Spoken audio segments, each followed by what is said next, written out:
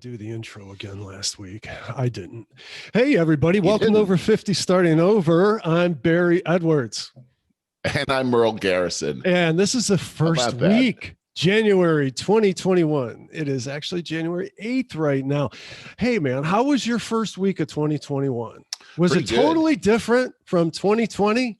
Well, it's kind of funny. It kind of was for me as far as work goes. It's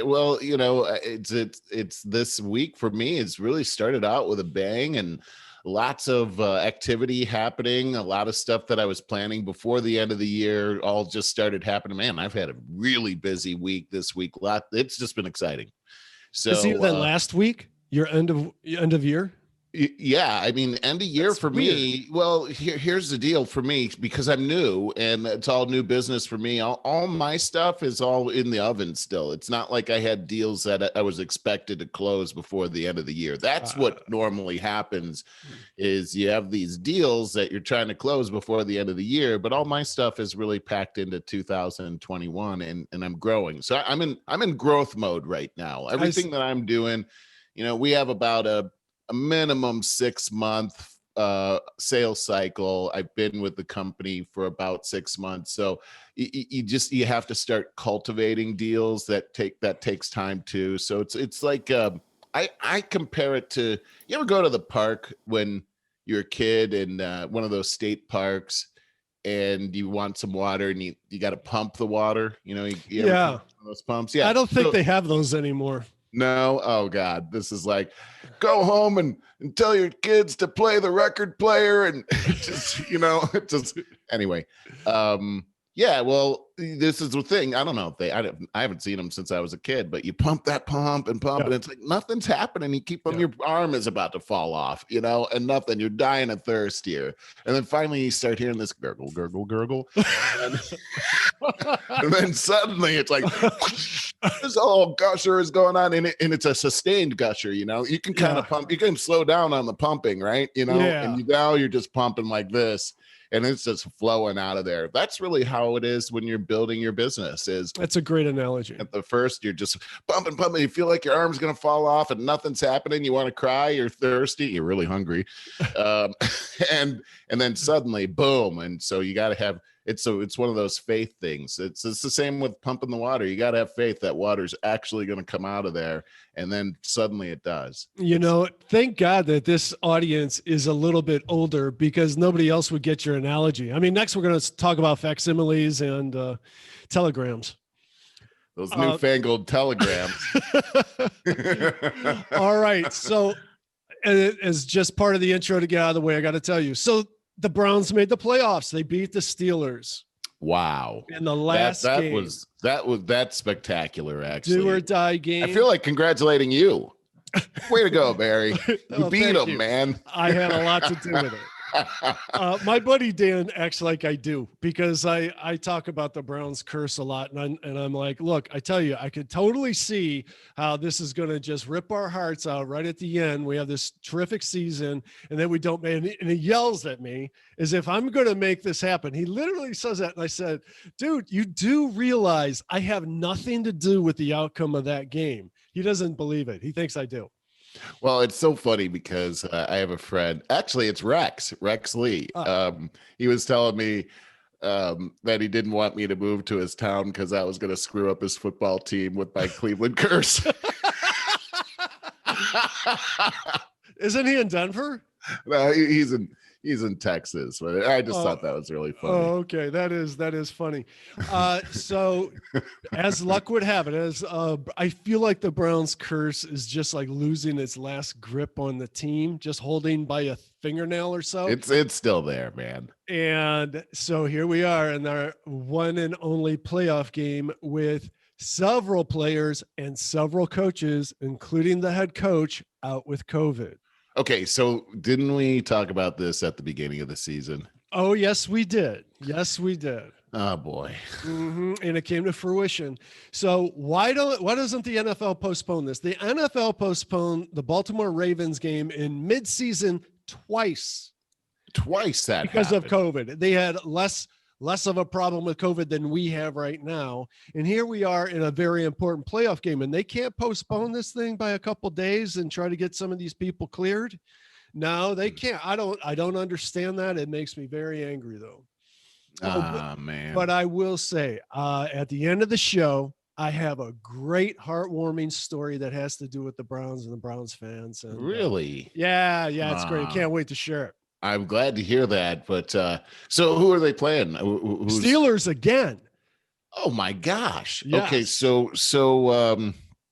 what are you said on both teams they have COVID? No. Steelers rested their starting quarterback and everything so that they would be ready for the playoffs. They are good and ready to go. The Browns totally have their back against the wall with no coaches and several key players down. Hold on. Let me just make sure I understand what you just told me. So in the game that the Browns won against the Steelers, are you telling me that they didn't start their starting quarterback? They didn't, but I'll tell you straight up, their backup played better than what Ben Roethlisberger's been playing. Oh, is that right? Oh, yeah. They've been struggling. So in spite of the situation, I could still see the Browns being able to pull this off if they can pressure Roethlisberger, because he hasn't been the same at all. I think they'd be better off with their backup quarterback. Oh, is that right? Yeah. Well, Ben Roethlisberger, boy, he's been in there for a long time. He's 38 now. Going on 39. Wow. Yeah. Wow. So, that's the way that goes. We'll see. It's going to be exciting. It's going to be a Sunday night primetime game. I hope it's going to be exciting. I hope it's not just, it could go horribly wrong. So our head coach, Kevin Stefanski, is also the play caller. He's out. Mm-hmm. He cannot contribute. He can't contribute it in any way. No, because if you think about it, and this is just me talking, but forget COVID, pre-COVID. If somebody was out with the flu, broke a leg, whatever, and said, hey, let me just do it remotely from my hospital room or something, you could have Bill Parcells in there with you, all these other great minds helping you out. You don't know, so you can't do it. It's got to be under control. I hadn't thought of that. That's diabolical. You're in there with Bill Parcells. Yeah, you could be making phone calls with Belichick, and, all kinds of stuff. You get a lifeline. So who's running the team? Our special teams coach.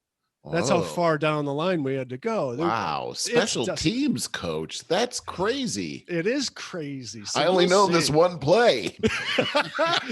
Now, the thing is, they say, and I've heard this all season long, is that most good organized teams, and I'm not talking about Soft Freddy's team last year, right. But most good organized teams always have their 15 plays up front drawn. Oh, right. Right. Yeah. That's right. So you're good to go off that. And unless something goes horribly awry, that's what you follow. So, there's that kind of thing. They've really come into their own and created their identity. So I don't think, and Baker Mayfield, the quarterback, he does a hell of a press conference and it's never making excuses. It's never backing down. He's like, no, there's no problem here. We're good to go. We know what we're doing. We have it all down. Dude, they haven't even practiced this week because their facility's been shut down. They've been only meeting virtually via Zoom. That's devastating for a football team to not be able to practice. Are you kidding me? Isn't this crazy? You got to watch this game and see what happens. Oh my gosh. I implore you. We're such unprecedented times here. Isn't it? That's unreal. And here we are in 2021 thinking that everything would magically flip the switch. Wow. And look what happened. We are in a little while here. In a few minutes, we're going to talk about this crazy stuff that's gone down this week to kick off 2021. So, hopefully things will calm down here this year and get a little more regular, but it's not starting off that way. No. I wanted to talk about how my week went. A couple things as we usually start off with our career self-improvement segment. I'm going to keep it light here this week because my intention was to start a couple of segments. I wanted to do a little special. You're doing the Constitution. Are you doing a segment on the Constitution? Yes. Nice. Love that. Lisa and I've been really enjoying it. Oh, that's awesome. And I wanted to start doing a couple of segments on negotiations, because I just the other day listened to a podcast. Jordan Peterson brought on Chris Voss as a special guest. This guy, forget all of his credentials verbatim, but he was head of negotiations with the FBI. He's taught this at Harvard and is now teaching in Southern California. I mean, his credentials are through the roof. So whether it's negotiating with terrorists or kidnappers or in sales, common everyday sales, you could even be negotiating with your wife or husband or a car salesman for that matter. It's all the same. That's what he says. Human nature is all the same. And he shares a lot of tips about human nature and your best tips for winning in negotiations and at least not losing. So I was going to the gym this morning and I wanted to listen to that podcast again, and just to give us a little bit of a grounding, a framework to start off on. And as I'm driving there, my earbuds die. And I didn't charge them. Terrible. I thought about hate when that happens. That's one of my pet peeves right there. I do, but I always have this kind of thing that I learned. I think it was Gary Zukav. I learned it from a self-help author, metaphysical guy, who I really admire. Love his books. But I almost turned around to go I got a backup pair. I would have been okay. Yeah. And I would have been, 10 minutes later than normal. I would have been fine. But I thought, this is the way it's meant to be. I guess I'm supposed to go through this workout today and just be in my own head, thinking and observing and be present. So that's what I went ahead and did. And boy, it was kind of funny that I noticed, there's an elevator in there. My gym is 2 floors, Planet Fitness. And I've never seen anyone use this elevator before. And 3 times I've seen this elevator. First week of January, mind you. Right. And 3 it's the elevator week. 3 times obese people come filing out of there. And it's like, you came to the gym to work. I know that there are people really that have forced themselves to work out, for the first couple of weeks of January, and they didn't want to take the stairs because that was too hard. Yet they came to the gym. So I applaud them for making it to the gym, but it's kind of funny that they don't just walk up 1 flight of stairs to get to the 2nd floor. Well, it's funny because at my gym, we have an elevator too. Of course, mine hasn't been open for 8 months. Yes. But they have an elevator too, and so the locker room is on the 1st floor, but all of the stuff I want is on the 2nd floor. Yes. And the funny thing is the stairway to get up there. It's like 30 steps. So it's not like your normal 15 steps. But what are you there for? Well, that's the thing. It's but there's an elevator right next to the stairs and no one uses it, just like at your gym. Yes. But it's so tempting. It's like, well, I can just take that. And then you're like, wait a second. I'm at the gym. Go up the stairs, duh. I know that I'm going to sound very prudish, if that's the right word, or arrogant or something, but I've always had a thing with myself. Anything under 5 floors, I take the stairs, because some days that's the best exercise I get all day. Yeah. And another thing is, it's a pet peeve of mine, is I hate waiting behind people going up an escalator, going super slow, waiting to get up an escalator in a store or something. I walk up escalators and down them. Yeah. So you don't like it when people block your way. And the same with an airport or anything else. Yeah. Well, get at the out airport, of my way. It's that conveyor belt thing. Yeah. Or escalator. Walk on that. No, you're supposed to walk on the conveyor belt. Yeah, or at least stay way to one side. Or at the very if you can't least, walk it, it's only going like 2 miles per hour. So you're standing there like, okay, my gate is 1 hour from here. You know what I mean? If I just stand here and why are you in the way? I'm trying. I've got business going on. Get out of it. But they just stand there and do. That's my pet peeve, right? And there. that's over 90% of the population does that.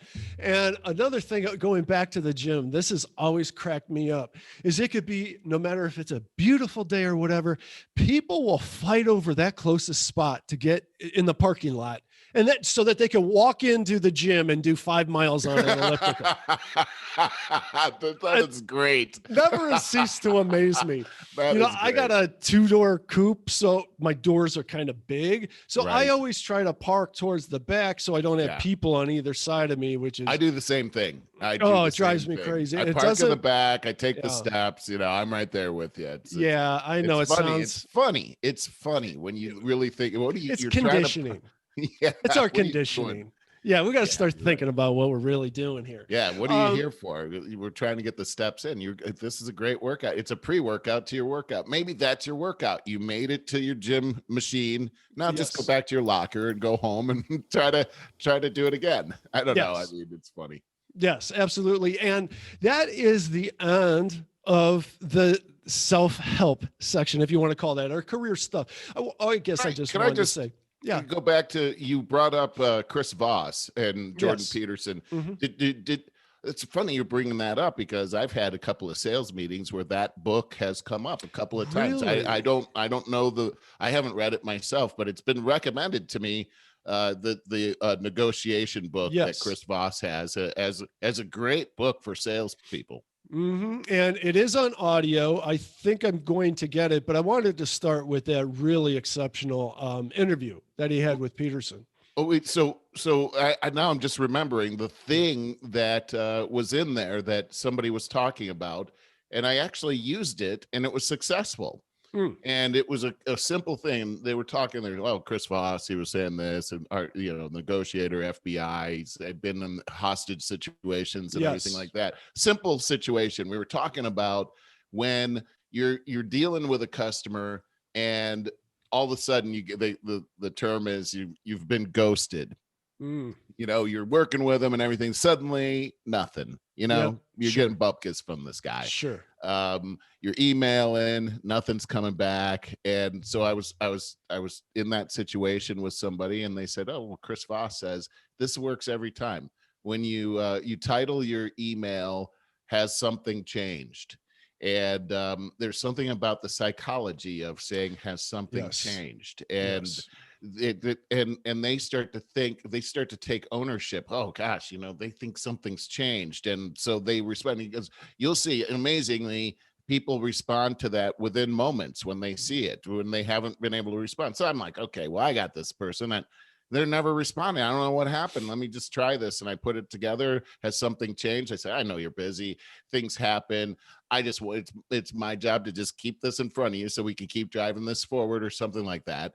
And within I've been working on for days on this, but within a couple hours, boom, I had a response. Things started moving forward. It was amazing. It was like magic. Okay, you sold me right there, because I also had a tip of that I got from the podcast. He talks a lot about, and I love that. That's very inspiring. Almost gave me goosebumps. I really love that, because I've had that problem many times. I've had it very recently. I wish I would have heard you say that 2 weeks ago. It would have helped me.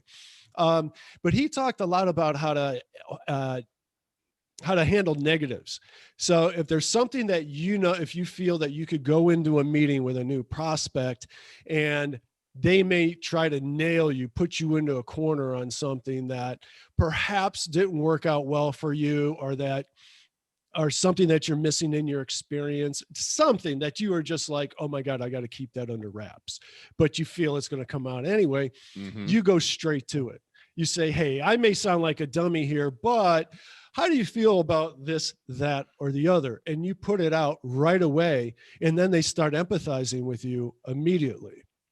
And I like that. Yeah. So I don't want to talk about it too much more, because I really know that I have to listen to this again and to really follow up on it and make some good points. I tell you what, man, I'm really looking forward to hearing more about Chris Voss and and about this podcast too. I mean, you haven't listened to it, so no, I did, but I need to hear it again. Yeah, I wanted to today I was going to take some notes on my phone as I was working out and hit a good spot. I just really took it in and enjoyed it the first time around as I was working. So I'm going to do that all again. And I think it'd be a really important, like maybe a 3 or 4 part section, because what's more important than knowing how to negotiate? Yeah, you negotiate with everything. You negotiate with not only in business, at home, what you're going to do this weekend. What you're going to buy. You're at the grocery store, you negotiate. Everything in life is a negotiation. But I'll also say that he always comes from a win-win situation too. you know? And that's the only way to negotiate. Yeah, I Because mean, this isn't about manipulating people yeah, so that you can get your long-term way. success is what you're looking for here. Right. And So win-win is the only way to go. we will get back on that and cover that in a lot more detail and have a lot of fun with it.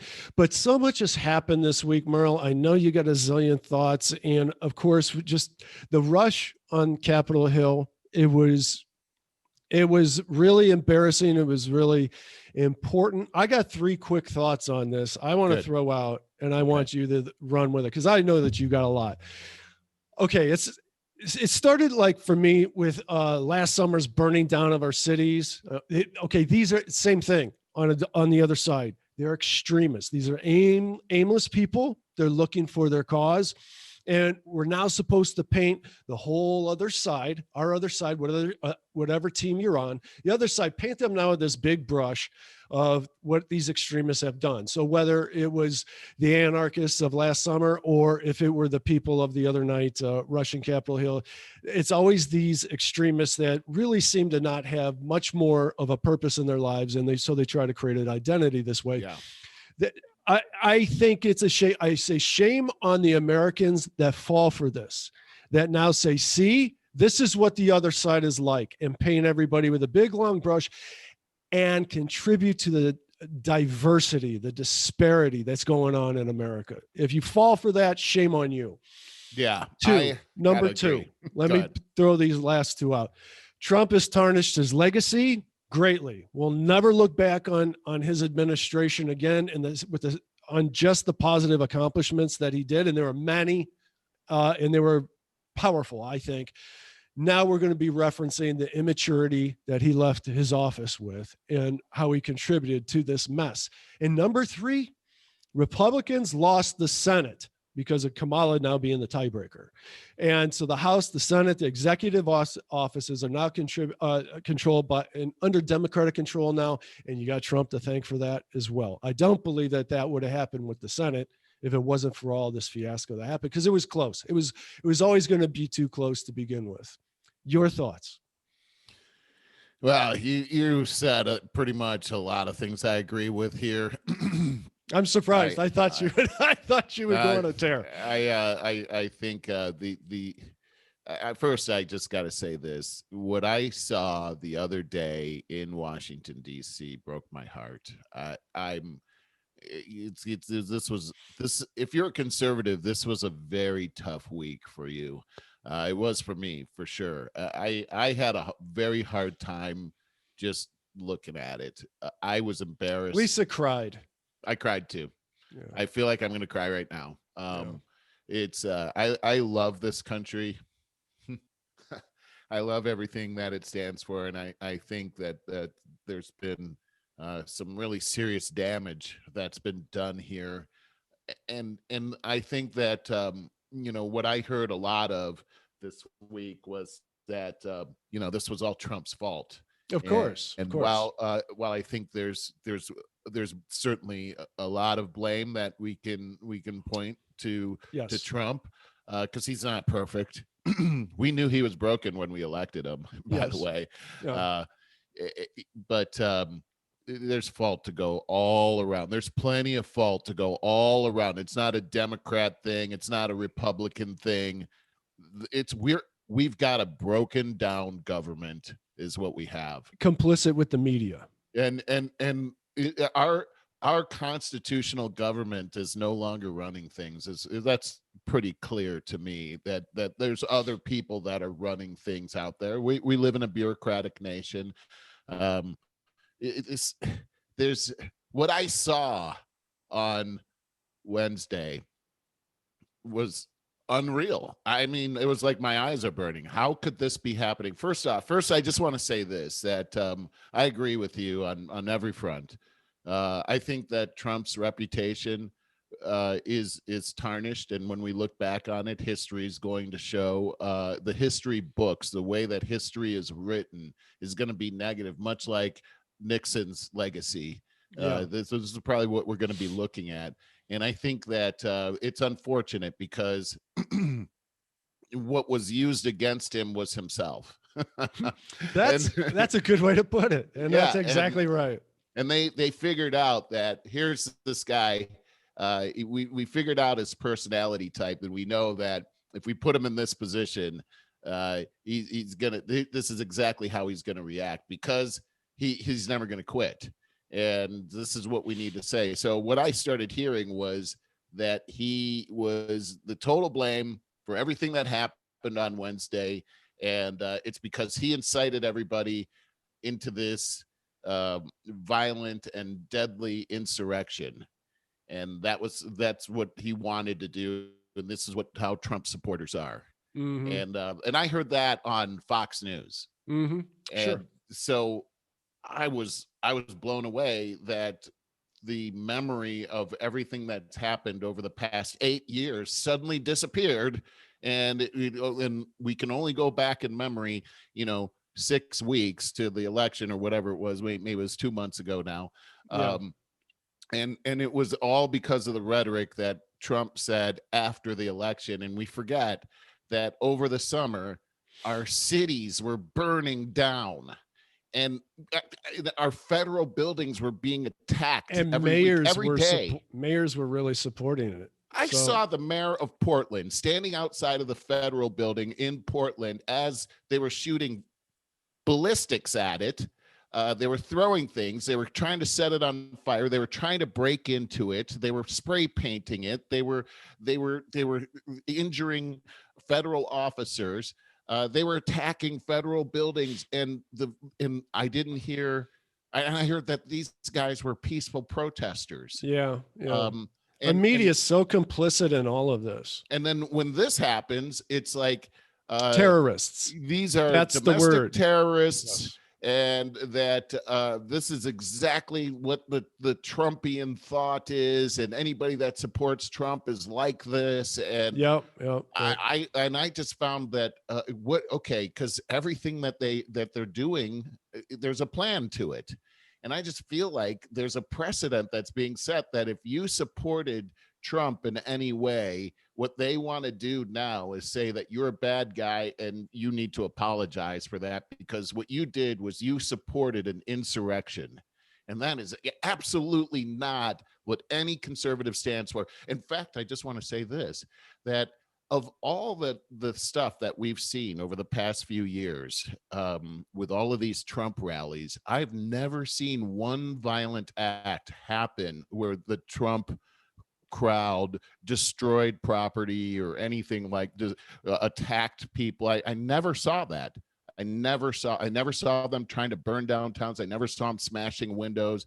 I never saw them destroying property or trying to hurt other people. I just never saw that. This goes back to the Tea Party. The Tea Party movement was the impetus of Trump actually becoming the president. That's where things started to move. When back in 2010, when the Tea Party started, that eventually what happened, and remember the Obama had the IRS with Lois Lerner go after the Tea Party and take away their 501c3 status so that they couldn't actually support the Republicans any longer. But they never actually went away. When you saw those Tea Party events, it was always peaceful, and there was moms and dads and kids and people playing, dressing up like Ben Franklin and everything. You don't see Ben Franklin rioting in the streets. That just doesn't happen, because the conservative ideal is the complete opposite of anarchy.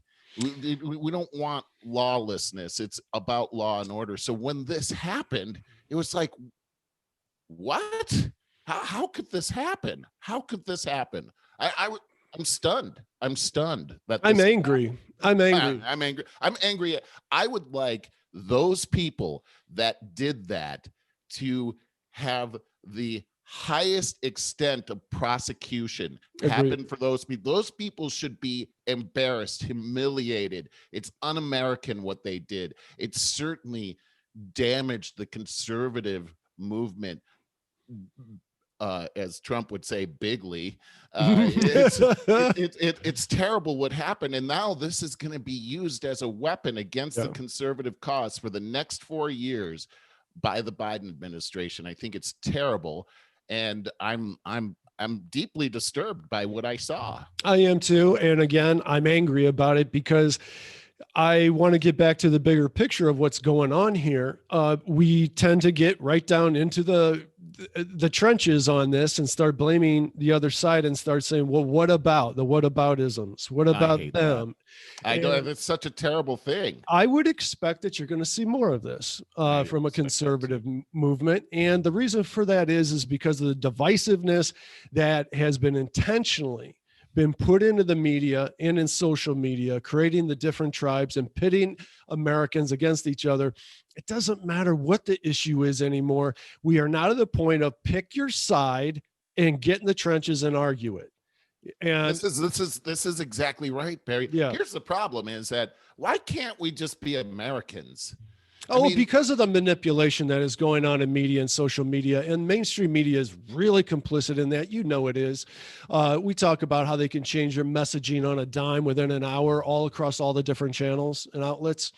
We got to get you watching that social media dilemma. Is it Social Media Dilemma, the movie?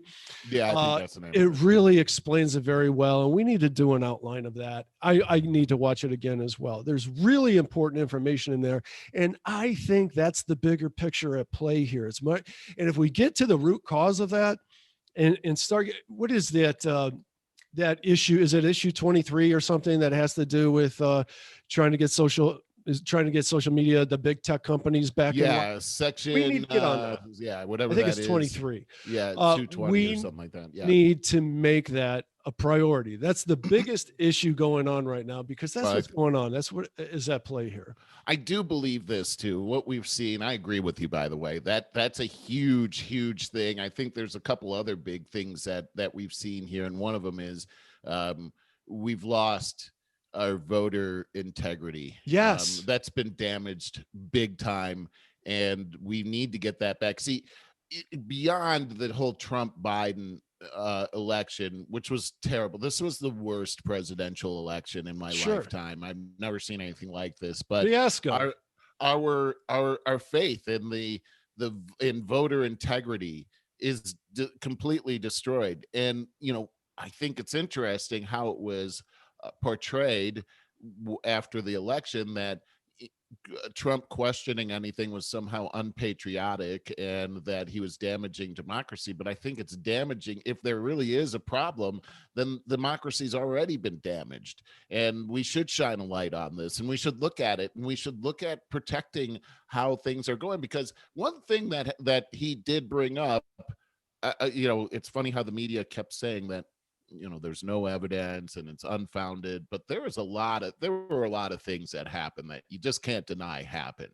One of them is that in the Constitution, it says that the state legislatures are the ones that are supposed to make the decisions to any changes in the electoral process. And we saw several states actually making changes outside of their state legislatures. They had either the governor made a change, or some bureaucratic officer, or the judicial system made a change. And that's exactly what the Trump administration was trying to bring to the Supreme Court, and they wouldn't look at it. And these are legitimate things. They're legitimate things to take a look at. When those 17 states came out and said, look, what these other states have done have actually robbed the legitimacy of my state's citizens, because every fake vote that came from your state robs each one of my citizens of their legitimate vote. And the Supreme Court said that those states didn't have any standing in court. Well, standing equals this. In order to have standing in court, you have to be the one who was damaged.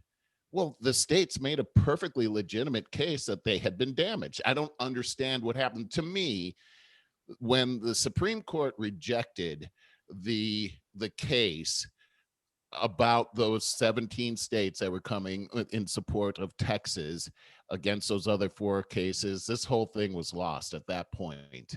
And I wondered why that happened, especially when it was Trump that put those last 3 Supreme Court justices in there. And nothing happened. How could that happen? I don't understand how that. And so, of course, then they started to say that any chance that Trump had after that was the people that believed that were deceived. Well, it's in the Constitution. It's right there. But the false information that came out about the Constitution and how it's run and what was supposed to happen on January 6th all contributed to what actually happened on January 6th. It turned into a tinderbox because of all the misinformation, because of the culmination of everything that's happened, especially over the last 4 years. That's what caused this event to happen. It wasn't just what Trump said from the end of the election until now. There's a lot that went into that. I think it's terrible that our media portrayed it that way. All right, we got a lot to cover yet, and I certainly a big part of that is the Constitution part. So I want to ask you a final question on this to wrap it up, and that is, first of all, don't you believe it's a two-part question? Don't you believe that Trump just killed his chances for 2024? And what do you think we need to do right now to heal this and move forward for 2021? Good questions. I think Trump wants to run in 2024, but look, he's too old. You know, I mean, he's done. We're ready to move on. I felt like if for Trump, this is do or die. If he makes it, great. If he doesn't, he's out. Yeah. It's time to move on. There's a lot of people waiting in the wings for the conservative movement in 2024. There's some good people out there. I think there are. I think some people actually showed their skills during the impeachment. Actually, I saw a lot of superstars step up to the plate that I didn't know were out there, and I was actually pretty pleased. So there's quite a few people out there. I have some that I like, but we'll see. I have this question for you. You know, and I don't know the answer to this, but a lot of people were saying that Trump incited the riot, like, and that this was his deadly insurrection. But I saw what he was saying at the rally, and I didn't see all of it because, like I said, I've had a really busy week. But I saw some of the things that he was saying, and what he was doing was he was making a case for, wait a second, here's all the anomalies that I've seen. And in fact, it was extremely compelling. The statistical anomalies of Joe Biden's win are undeniable, and the fact that there are so many anomalies in this one instance, to have one anomaly is miraculous, but to have anomaly after anomaly after anomaly after anomaly. For instance, one of them is that there are what they call bellwether counties here in this country, that every single election that county those counties have reliably elected or voted for the next president. And in this particular election, Donald Trump won 16 out of the 17 counties, but he still lost the election. That's never happened before. You have other situations where sections of our country, Joe Biden received 130% of the Democratic vote, and Trump received negative 30% of the Republican vote. Mathematically, that's impossible. It's not possible. You have other places where more people voted than were registered to vote. You have, I mean, and that's just the tip of the iceberg. There's a whole lot of things right there, and he was making those cases. I don't understand. I didn't hear him say, "Now go over to the Capitol and rip that place apart." I didn't hear that. Well, I never heard that. He didn't say that. But no. What did he say? Did, well, everything that you just said really worked everybody up. I mean, of course that's going to work everyone up. I think that's too late to do that. So look what happened. I think, well, hold on. I mean, this is why I asked you as a final follow-up question. What do you think we have to do to heal, to move forward for 2021? I have my idea. And I would say that, first of all, if Trump had more maturity and professionalism, that he would have left it at, it is time for us to heal our nation and move forward. But I disagree with the way the election was run. I think it was fraudulent. And I think that this needs to be the top priority in this country is to redefine or refine how we do elections going forward and win the trust back of the American people, because I don't believe in this outcome, but we will move forward. It's funny you're saying that, because that's exactly what he said. Yeah, I didn't hear it. Yeah, well, isn't that funny that Oh, didn't you hear it? mean like yesterday or this When they- morning? Yes. Yeah, yeah, after the fact. Yes. but during the rally, he still had a legal course to be able to win the election on January 6th. He still had a pathway to the presidency. Whether the news media is going to tell you that or not, constitutionally, that's the truth. And so I understand. once the Senate and the House came together and certified the election, because that's the final truth right there. Once they do that, then it's over. As soon as they did that, President Trump said everything that you just said almost verbatim. Twitter tried to cut him off for 24 hours. When they finally opened up his Twitter account, there was a video of him saying everything that you just said I saw it. verbatim. So here's the deal. If our democracy has been corrupted and our election process has been corrupted, it's actually his job to do what he did. I wouldn't expect anything less, because that's actually protecting the American people. And he was making points. He wasn't suggesting anything violent. He's always been the law and order guy. Everyone that follows him believes that. That's why every rally we've ever seen has always been peaceful. Every rally we've ever seen on the other side hasn't actually been that way. So this was extremely unusual for something like this to happen. Now, I'll say this too, that if I wanted to destroy President Trump's legacy and I were somebody that had the means to do that, I would send my people over there and make them look like they were Trump people trying to break into the Capitol. I'm not saying that happened, but I've seen some pretty strange film. And I don't know if you've seen it, where when people started to break in, people were booing and trying to get them to stop doing that. And that's the kind of stuff that's going on. This is exactly what the CIA has been doing to other countries to delegitimize the head of state. The CIA does that all the time in support of the United States. And we're seeing where there is a deep state. I think we've proven that.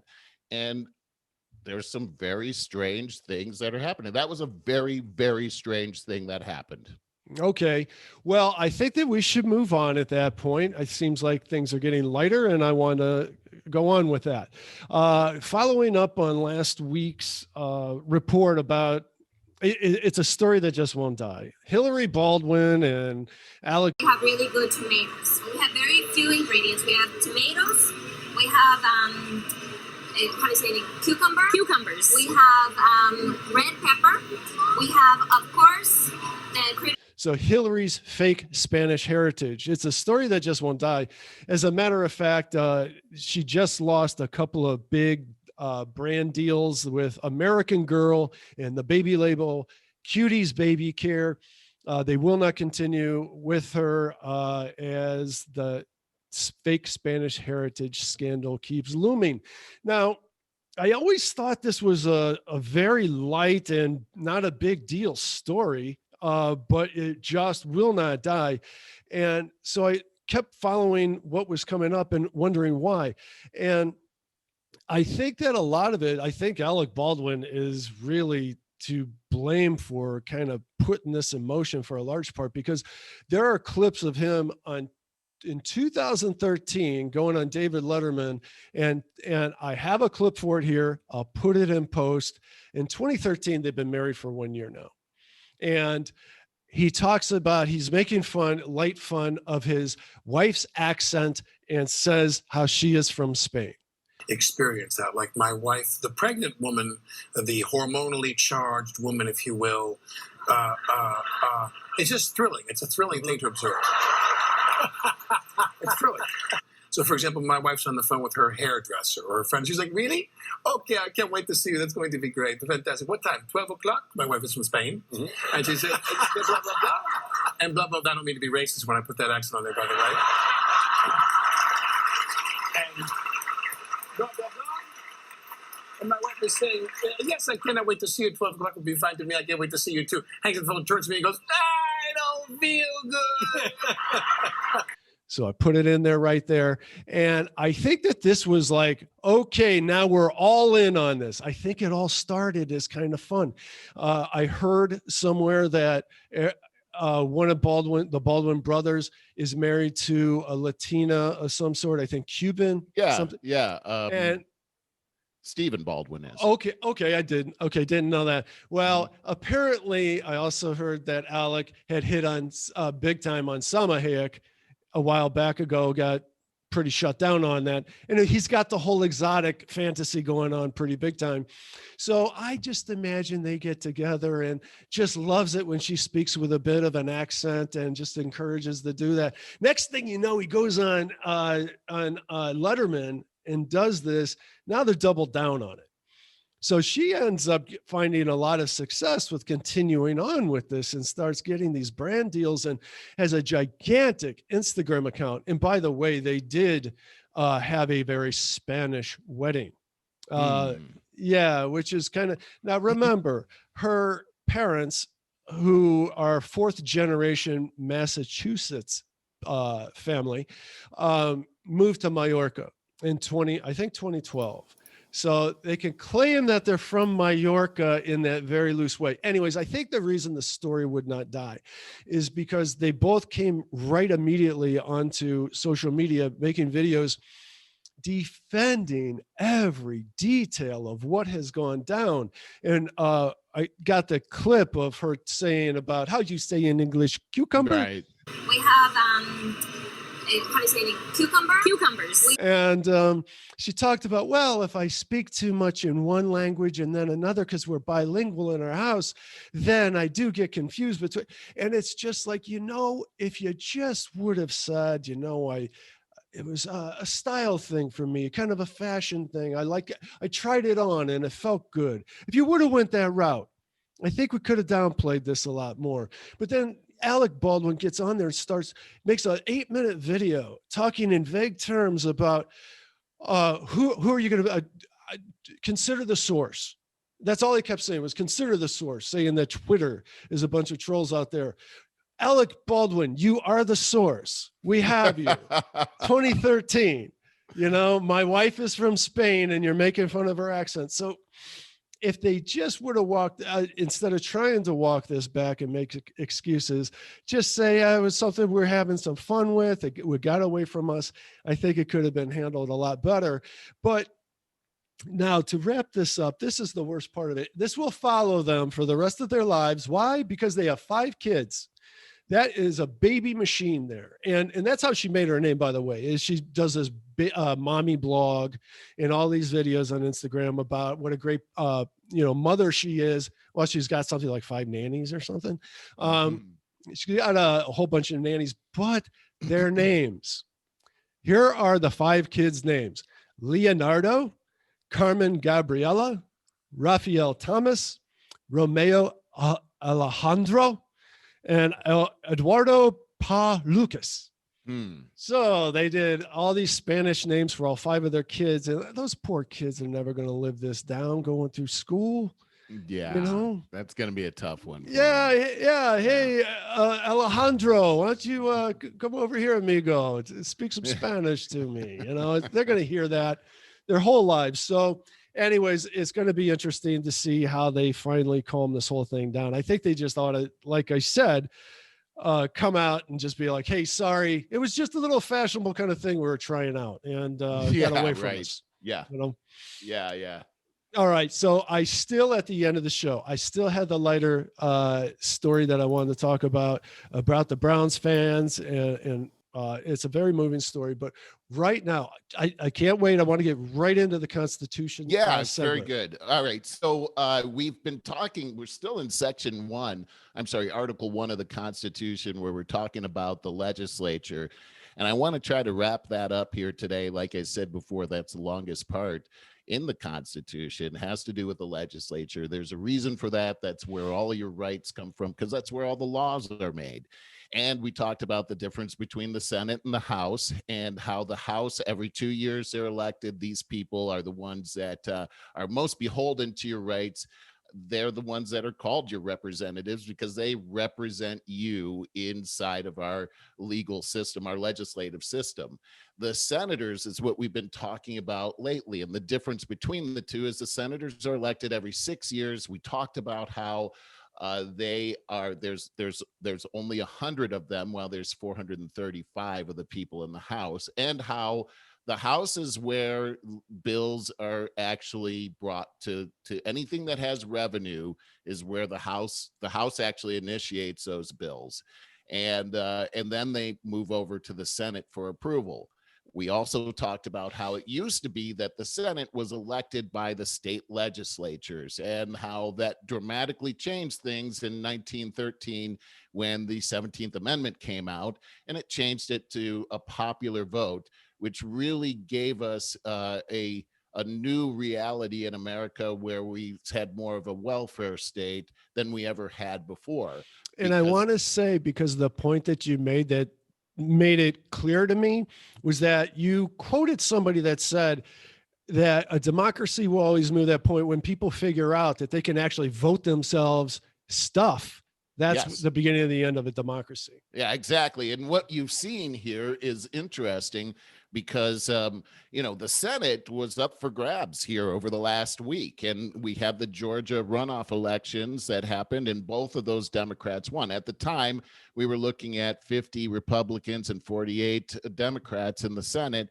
And these two wins by the Democrats on Tuesday evened that up. And as Barry pointed out earlier in the show, very good, Barry, that with Kamala Harris being the vice president, that gives them a 51-50 advantage. So now you've got a situation where you've got a majority of Democrats in the House, and you've got a majority of Democrats in the Senate, and you've got a Democrat president. And we haven't seen that since the last time we saw that was during the Obama administration, and they were able to pass Obamacare as a result of that. That's a pretty big deal when you have all three chambers underneath the same party. And there are things that the minority party can do to stop something that the majority party wants to do. And we'll talk through some of that stuff, but it doesn't mean that they can just do whatever they want to do. There's still checks and balances in our system. That's good to know. Yeah, so it's not that. However, we do have a situation where these guys they have some pretty serious advantages, being that they have all three houses here. So I have some nuts and bolts stuff I wanted to go over with you guys. Each senator has one vote. And it's interesting how the Senate and the House are divided, because the House, it's all about your population. So, for instance, California gets a lot more House votes than a place like Delaware does. But when it comes to the Senate, where bills are actually approved, every state is equal. Delaware has the same amount of votes as California. Delaware has 2 votes. California has 2 votes. So it's a great equalizer. You see, there's a mathematical genius to the way that they put this together to make sure that your rights are there, but the tyranny of the majority is something they were always looking out for to tamp down on. So we don't live in a pure democracy. We live in a representative, a Republican style government where we're represented by people we vote for to do the voting for us for the individual things. So we don't live in a democracy. I want to explain that very briefly, because you'll hear people argue about that on Facebook now and then. Somebody will say something about a democracy, and then somebody wants to sound smart and say, dummy, we're not in a democracy, we're in a republic. And the very difference of that simply is we don't all vote on things, so majority rules. We have representatives that vote on things, and that's what constitutes the republic. That's exactly right. And there's another part to this as well, which is the states. While we have representatives that vote for us, the states themselves are entities themselves that have that your rights come from the states, local and state government first. Well, you have your rights, and the state has its rights as well in our form of government. And that's where the electoral college comes from, and how these two senators from each state, it was very important to the founders that the states are represented in a very strong way as being able to control their own destiny. And also, this goes to the whole taxation without representation, that your local government should be living with you and in the same situation with you, because nobody cares about your rights more than somebody else that's in the same situation as you are. And that's a whole concept of how our government is set up that was damaged by the 17th Amendment, because of everything that we talked about. But we still have that sense, especially through something like the Electoral College, because remember, these all tie together. For instance, the amount of state representation that you get equals the amount of Electoral College votes that you have, which determine who the president is. So this all ties together. Does that make sense, Barry? Yes. Okay, great.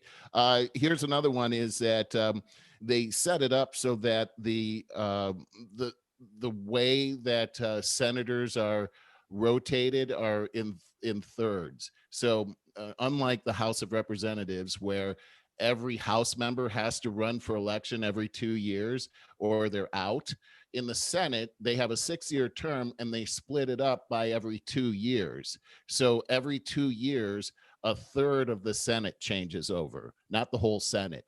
And it's important because that is important. Again, they were trying to make sure to eliminate factions. You've got all these senators in, and they've all become buddies, and they decide they want America to look a particular way, and they've got 6 years to make that happen. This is again the genius. They rotate out a third of those people every year, and they rotate out those House of Representatives people out every 2 years. So it's impossible it's very hard to form the squad in the Senate, because of how things change. What I appreciate about that, and I didn't know that till you just told me, but by rotating only 1/3 out every 2 years, is that you're not like having this large indoctrination period of replacing the whole Senate every 2 years. Yes. No, it's always got a stable base, but a third of it, definitely what you said is it prevents the cliques from happening. Yeah, that's exactly right. So the way that things happen in the House and the Senate with bills is it's the majority. So whoever gets the majority in there, and that's what's so important about getting a majority in your party in there. That's how you get bills passed. That's how you make things happen inside the Senate. The Senate actually also confirms judges. And I think that's really interesting as we take a look at what just happened over the last couple of days with the two senators from Georgia coming in being Democrats. That means that when Joe Biden wants to confirm judges like Kavanaugh, like we just saw, he's really not going to have any opposition because the Senate has the majority. It also means that this whole court packing issue comes to bear again. And because the Senate is in charge of confirming judges, it's going to be a lot easier for them to change the rules and actually put more Supreme Court justices than are in there today. Today, there's 9 Supreme Court justices. They can easily put in another 9 that support Joe Biden, so that if he decides to pass the Green New Deal, and you've got a majority in the House and a majority in the Senate, and Joe Biden signs it, it's pretty much a done deal right there. There's not a whole lot that anybody can do to stop that from happening. And that's what the Supreme Court is for. What I'm asking is, you said up front a few minutes, you said we have some final sets of checks and balances. Yeah. So let me get to that. So you were actually helping me to complete my thought there. So the Supreme Court has the ability to do a judicial review. So anything that gets passed by the legislature and the president, the Supreme Court can pick up and say, hey, you know what? That's not constitutional, and we're not going to move forward with that. So that's what actually happened back in the 1930s when FDR wanted to pack the Supreme Court, because he had a majority in the House and also in the Senate. And they were talking about doing this, and the Supreme Court actually stopped it from happening because it went to judicial review, and they were able to stop it. And so FDR was never able to pack the courts. What he did do is this. There was nothing in the Constitution about term limits for the president, so he ran and was elected for 4 terms, and pretty much all of those Supreme Court justices that were against him ended up dying, and he replaced all of them with his guys. So now we have a whole new thing, and that they put an amendment in, so now presidents only have 2 terms. Thank God. That's how he did it. That's exactly what happened. Quick question for you. So it's really always seemed to be a very important morality thing that we trust that a Supreme Court nominee can be impartial, that no matter what party they will put the party aside and the Constitution forward. Do you believe that it should be? Do you believe that is how it works? Well, it's funny to me because it seems like whenever the Democrats put somebody in, no matter what the Democrats want, that's what those Supreme Court justices want. But whenever a Republican puts somebody in and then they're like, okay, the president wants those people to vote his way, they seem to never do it. They case in point, what happened with Pennsylvania? Trump puts in 3 Supreme Court justices, clearly giving an advantage to Supreme Court justices that were appointed by Republican presidents, and they don't even want to see the court case. That clearly it looked like he had standing in there. It didn't work out. Had this been if this had been Obama and the same situation, and he had put in those, you can bet they would have all been like, whatever Obama wants, that's what he's going to get. That's the way it's not supposed to work that way. It's supposed to work where they're just beholden to the Constitution. That's why when Amy Coney Barrett was coming in there and she was saying, look, I'm an originalist. I just care what the Constitution says. If it's against the Constitution, I'm against it. That's what you want your Supreme Court justices to be. Yeah. They should be nonpartisan, and they should be beholden to the Constitution. And unfortunately, there's sort of a double standard on when it comes to appointing justices. Okay. I don't know. I mean, haven't you seen that? I guess you're right. Yeah. Justice Kennedy, for instance, when it came to Obamacare, he was the deciding vote, and he was the one that said this is going to fundamentally change the relationship between the federal government and the people. And if we put in Obamacare, and it had everything to do with the individual mandate, forcing you to buy insurance, which is not part of the Constitution. They can't force you to buy a product. The whole tax, or is this a fee, blah, blah, blah. Anyway, Justice Kennedy went ahead and voted for Obamacare. And so now it's the law of the land. But he was appointed by a Republican. And so these guys they're going to try to go, they're going to buck. If they have to buck the president or the party that put them in, that's what they should do if they believe that's what the Constitution stands for. But it doesn't always work that way. That's a good question. Let's see here. So the Senate shall choose their officers and also a president pro tem. We just saw that this week as well, where not only did the House select somebody, but also Senate will be selecting somebody now that they have a full House. So they'll have a president like Mitch McConnell is the Republican president pro tem. We're going to see a new Senate president pro tem, and they'll vote for their own president pro tem. The House actually just did that with Nancy Pelosi, so she's the House leader once again, which is mind blowing to some people, but it's mind blowing to me. I could see that happening. It was a very close vote for her too, razor thin. We even had a House member show up who had just said that she had coronavirus, and 3 days later she shows up to vote for Nancy Pelosi, and she only won by 2 votes. So that was some pretty crazy stuff right there. Isn't that really? How do anyway. you figure she gets reelected? She's a clown show all on her own. I don't understand it very. Is it To just be the honest with power you. stuff? That's what I think. It's the deals, it's the power, it's all the politics in the background. That's what I honestly don't know how she even gets elected. If you take a look at her district in California, it's in shambles. If you walk around in your bare feet, you'll step on a dirty needle. It's or maybe, I mean, people they have public defecation and urination. They're not prosecuting for that. You got homeless people living all over the place. So I don't know how she gets in there. It's unexplainable to me. It really is unexplainable. But I think what you said is probably right.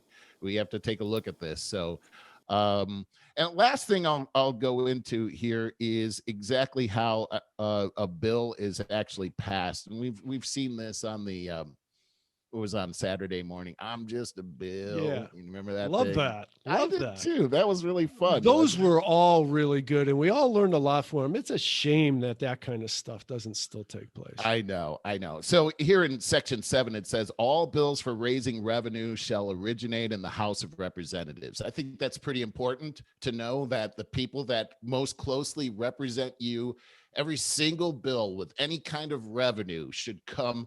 It's supposed to come out of the House of Representatives. They get elected every 2 years. That's why. This protects your rights. It shouldn't come from any place else. That's why we see some anomalies in that. Like, for instance, remember when they flew that plane load of cash over to Iran? Where did they get all that cash? I mean, don't know. Seriously, you can only appropriate funds from the Treasury through bills that happen through the House. You can't just suddenly have the president fly a plane load of cash somewhere. That's not how our system is supposed to work. And this is it. Go ahead, Barry. Well, then where did that cash come from? You're saying it comes from the House because, okay, first of all, if I got it right from you, me as an average everyday American citizen, the House of Representatives is my pipeline to our government, correct? That's right. That's exactly okay. right. So then tell me, where did that bill come from if it came from the House? See, this is what I'm talking about, Barry, is that if you don't understand what's here in this Constitution, when they do stuff like this, they'll act like, the president just flew trillions of dollars of cash over there, no big deal. And you don't understand that the president actually doesn't have the power to do that. And there's a very good reason why he doesn't have the possibility of doing that. And it was never explained how he was able to do that. Here's another one, is that the Senate has the sole responsibility not only for approving the justices, but also for approving treaties. And when we take a look at what happened over there in Iran with the whole nuclear deal, that was a treaty, but it never went to the Senate for approval. Really? Never went to the Senate. And think about that. There was money that was associated with that whole thing, a la the plane full of cash. And the only way you're able to leverage things like this has to be accorded with the people. I'll give you an example of something that happened in history with this, which was right after World War I. Our President Wilson, went over to England, the Treaty of Versailles. That's what he went to work out, and he had all these things. It was called like the 12 points or something for peace. And he wanted this League of Nations. That was his baby, which eventually became the UN. But he didn't have. This was his baby. This was all his idea. What he was supposed to do before he signed it was take it back to Congress and say, here's the treaty, let's work through this treaty. But he didn't do that. He put in that whole League of Nations thing and he signed it and it was a done deal. And when he brought it back to the United States, Congress was like, you're not supposed to do that. And by the way, this whole League of Nations thing, we're out. We're not doing that. You did this wrong. And we never joined the League of Nations. Wow. And it was a set up a whole thing for World War II to happen. I remember Germany one by one broke all of the treaties, the 12. Was it Treaty of Versailles or something? It was the Treaty of Versailles. And Japan actually started to violate all of these things as well. And when the League of Nations called them and said, hey, you got all these terrible violations, what do you say? They just said, well, you know what, we quit. And they left. But the United States had been involved they would have been able to hold Japan's feet to the fire because they were getting a lot of goods and services from us. They can't survive on their own. They're not self-sustainable. So we could have put pressure on them, which would have prevented that alliance between Japan and Germany, which probably would have prevented World War II from happening. Bottom line, you got to manage your treaties through our Congress. And if you don't do that, bad things are going to happen. That's why when Trump came in, he was able to overturn everything that happened over in Iran. Everybody was all mad at that. It's because Obama did it unconstitutionally. Wow. Holy crap. Well, as you lay this all out, what I'm thinking is, it was back when the Constitution was laid out. What I'm thinking is, it was a very different time. And I don't think that they realized the extent of interdependency that would happen. The international borders would be broken down as we got more technologically advanced. And well, that's debatable. I mean, remember, these that was my guys all thought. came over from the UK, which is right next to Europe, which all their right. borders, they're used to everything that they put together in their constitution was about the experience that they had throughout history. So they knew these things were coming. They were very familiar with international diplomacy. These guys were experts at that kind of thing. So I think that they actually did think through that. And that's why they put it in there the way that they did to protect the citizens, because they had seen where the king was able to slay deals like this, but it didn't help the people whatsoever. They needed the consent of the people in order to have international relationships the way that Obama was trying to do with Iran. And it's very interesting because Iran, as you know, had said, hey, we want to eliminate Israel from the face of the map and how do you eliminate a small country? Well, a big nuclear missile could take care of that in one shot. So, so that's what they were looking at. Let me just quickly go through the whole plan here. So you've got the House. They're the ones that initiate the bills. Almost all bills have revenue attached to them. So that they have to pass those bills through their committees and then finally by a majority vote. Once that passes the House, it goes over to the Senate. Senate takes a look at it. They can make changes to it and send it back to the House for approval. Once they agree on it and the Senate passes it, it's going to go over to the president to pass it. If he signs it, it becomes a law. So all of those things have to happen for something to become a law. If it doesn't pass the Senate, it's not going over to the president. Nothing's going to happen with that bill. If it does pass the Senate and the president vetoes it, he has the option of vetoing it. In other words, saying, nope, that's not a law, that's out. Then it goes back to the House with the president's recommendations.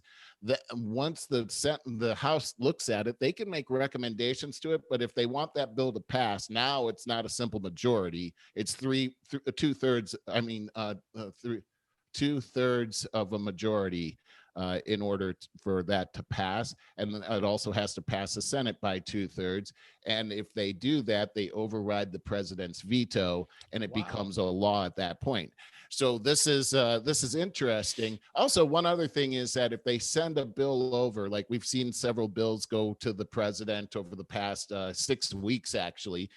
And if the president doesn't sign it within 10 days, it automatically becomes a law. So that's what we're looking at there. I want to finish on one other thing here is that we talked about how the Congress is where they have the power to lay taxes and all of that kind of stuff. The last thing that I want to say here is that in Section 9 relating to taxes, there is a section relating to Congress, which it says no capitation or other direct tax shall be laid unless in proportion to the census or enumeration herein before directed to be taken. Oh my God, what does that mean? That means that constitutionally, there should never be a direct tax on you a la income tax. Well, but wasn't it last time or the time before that we talked about, I think it was the 16th Amendment did away with that, right? Yes. So that's what we're going to talk about next time, because what we have here is the no capitation means that they can't come to you and charge you a tax based on some kind of measurement of what your property. that's really what the only way they can do this is through the enumeration of the states. Enumeration means the census.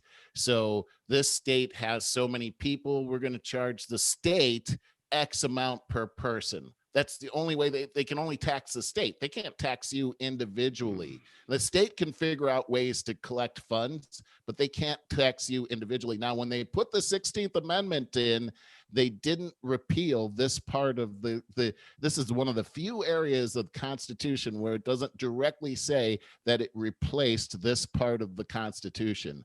So we've got a really strange anomaly here. And I want to explain next time how that 16th Amendment got in and why it's so important and how it changed America. I don't want you to let the cat out of the bag. Do you want that repealed?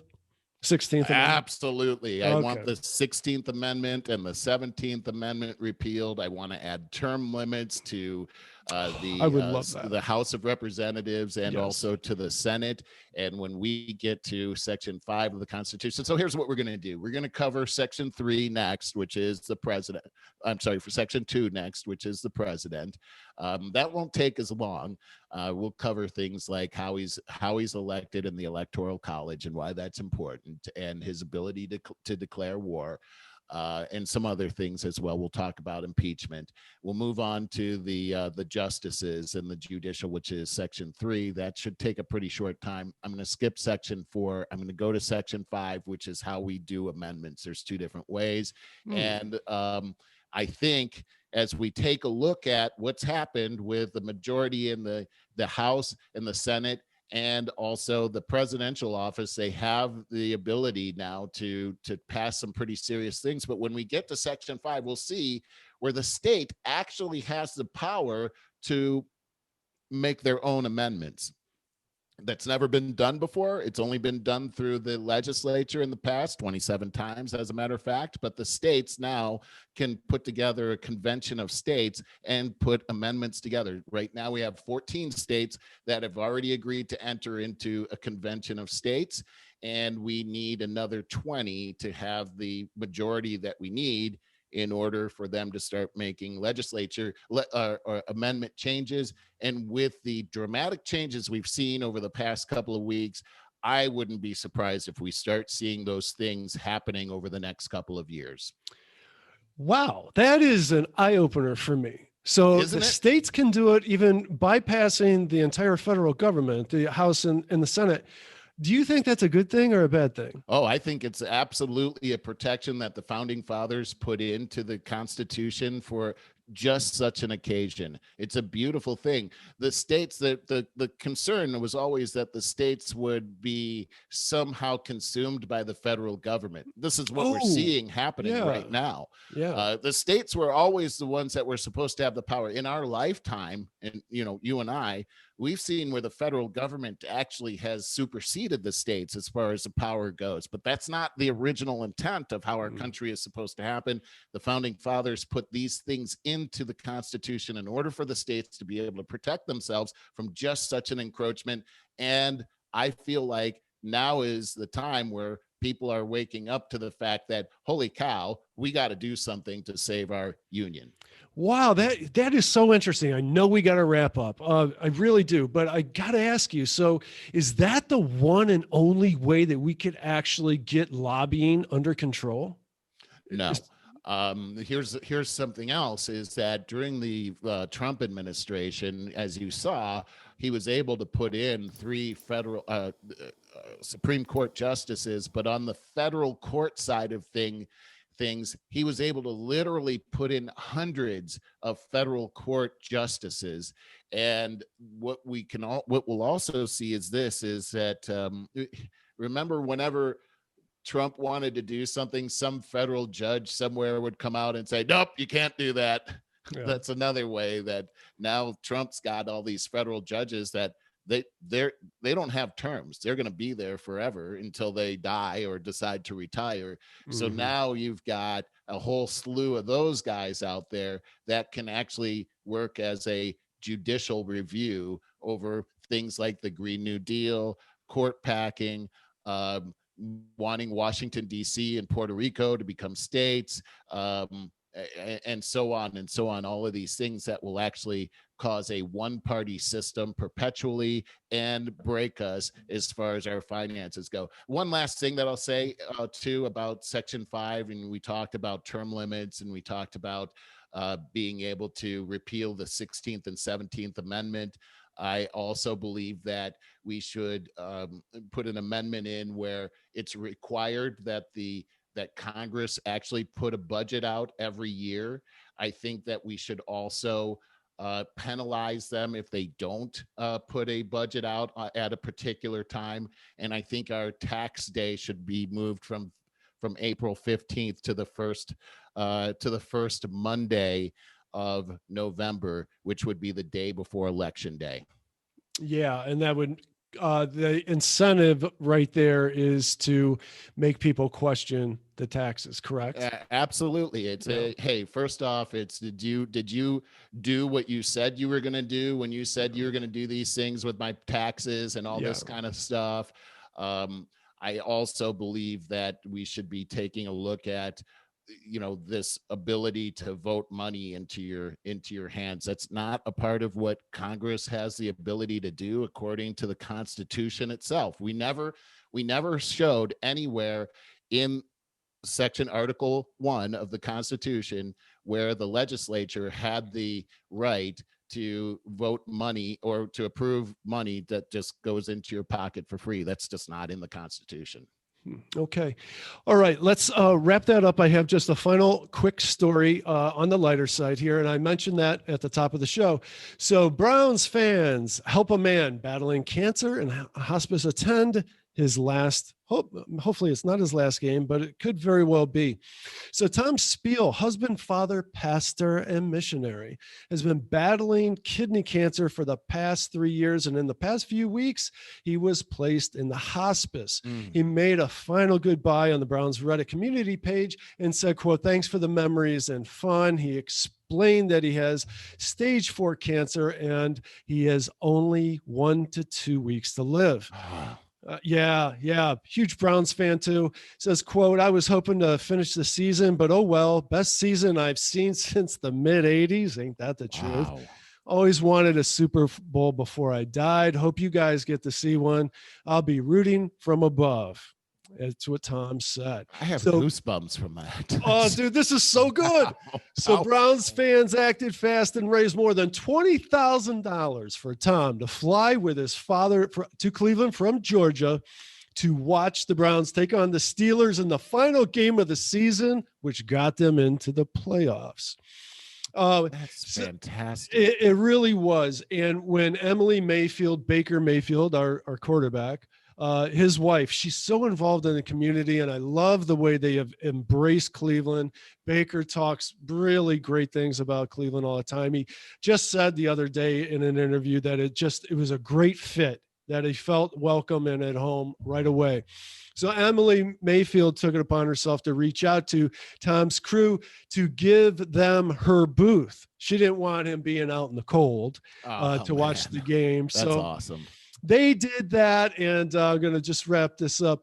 And Baker called him, did a FaceTime with him right after the game to share in the victory. Oh, that is so cool. Isn't it? Oh, man. I want them to win the Super Bowl just for that guy. Actually. Oh, absolutely. I hope he hangs on for it too. Yeah, I hope we get an update on that. I really do. Yeah, me too. But if you find it, you should bring him back to the show too, because I'd like to hear about that. Yeah, me too. Yeah, I'm going to try to look that up. All right, guys. Thank you, everybody. Hey, why don't you sign up for our podcast? Listen to this in your spare time from your smartphone. Go to your podcast app and look up Over 50 Starting Over. Don't forget to leave us a 5-star review. Easiest thing for you to do is go to over50startingover.com, sign up for our email list. You'll get all of our notes, everything dropped right into your email box. But you can always just continue to subscribe to our YouTube channel, as many have. All right, Merle. God, thank you so much for the Constitution stuff. Very riveting. I love it. Can't wait till next week. Love you guys. Thanks. Bye, everybody. Bye now.